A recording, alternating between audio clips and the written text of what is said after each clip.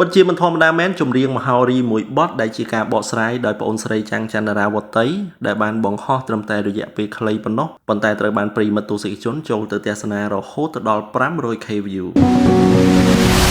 សុភត្រា Express បញ្ញាទៅក្រៅប្រទេសឆាប់រហ័សជំនាញនៅក្នុងការវិខ្ចប់បញ្ញារហ័សទៅកាន់ប្រទេសកូរ៉េនិងប្រទេសជប៉ុនក្នុងតម្លៃ1គីឡូត្រឹមតែ$7តែប៉ុណ្ណោះកាលពីពេលថ្មីកន្លងទៅនេះផងដែរយោងទៅតាមគណនី Facebook របស់ប្អូនស្រីចាំងចន្ទរាវតីបានបង្ហោះនៅការបកស្រាយបទចម្រៀងមហោរីមួយបទដែលមានចំណងជើងថារៀបការទាំងទឹកភ្នែកដែលការបង្ហោះនេះមានរយៈពេលខ្លីតែប៉ុណ្ណោះប៉ុន្តែត្រូវបានប្រិយមិត្តទស្សនិកជនដែលជាអ្នកគាំទ្របានចូលទៅទស្សនារហូតដល់ 500k view នៅក្នុងរយៈពេលខ្លីដែលនេះបញ្ជាក់អំពីការគាំទ្រពីសំណាក់ប្រិយមិត្តទស្សនិកជនចំពោះប្អូនស្រីចាំងចន្ទរាវតីក្នុងនោះផងដែរប្រិយមិត្តទស្សនិកជនដែលជាអ្នកគាំទ្រក៏បានចូលទៅបញ្ចេញមតិនិងចំណាប់អារម្មណ៍នៅខាងក្រោមវីដេអូចម្រៀងមហោរីដែលជាការបកស្រាយដោយប្អូនស្រីចាំងចន្ទរាវតីថាសួស្តីប្អូនស្រីប្អូនច្រៀងពីរោះណាស់ច្រៀងបានច្បាស់ទៀតស្ដាប់ទៅក្រលួចពិតជាពីរោះមែនសូមអរគុណប្រិយមិត្តបន្ទាប់ក៏បានបញ្ចេញមតិថាសំឡេងក្មួយល្អណាស់ពិតជាសំឡេងដ៏កម្របើក្មួយវឹកហាត់បន្តទៀតសំឡេងនេះពិតជាឥតខ្ចោះ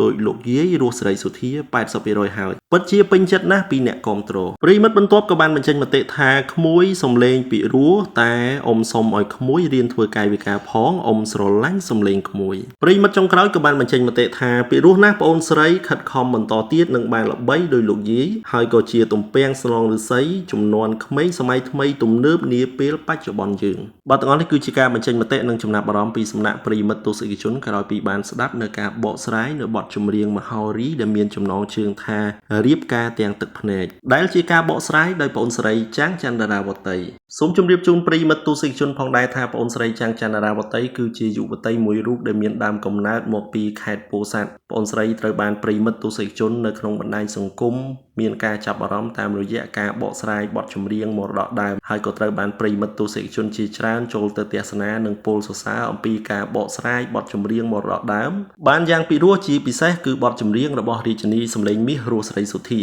តាមរយៈការគាំទ្រពីសំណាក់ប្រិយមិត្តទស្សនិកជននៅក្នុងបណ្ដាញសង្គមប្អូនស្រីចាំងចន្ទរាវតីក៏ទទួលបានឱកាសនៅក្នុងការឡើងមកបង្ហាញសមត្ថភាពនៅលើកញ្ចក់ទូរទស្សន៍ចំនួន3ដងក្នុងនោះលើកដំបូងបំផុតនៅក្នុងកម្មវិធីចម្រៀងគ្រួសារខ្មែរនិង2ដងទៀតនៅក្នុងកម្មវិធី Sri Fun Cambodia របស់ស្ថានីយ៍ទូរទស្សន៍បាយ័នក្នុងនោះផងដែរប្អូនស្រីចាំងចន្ទរាវតីក៏ទទួលបានឱកាសជាបន្តបន្ទាប់នៅក្នុងការបកស្រាយបទចម្រៀងទោលក៏ដូចជាការបកស្រាយបទចម្រៀងឆ្លើយឆ្លងជាគូជាមួយនឹងសិល្បកររៀមច្បងជាច្រើនផងដែរសូមអរគុណប្រិយមិត្តទស្សនិកជនចំពោះការតាមដានទស្សនាសង្ឃឹមថាប្រិយមិត្តទស្សនិកជននឹងរីករាយនៅវីដេអូមួយនេះហើយយើងនឹងវិលមកជួបគ្នាវិញសាជាថ្មីម្ដងទៀតនៅវីដេអូបន្ទាប់សូមអរគុណប្រិយមិត្ត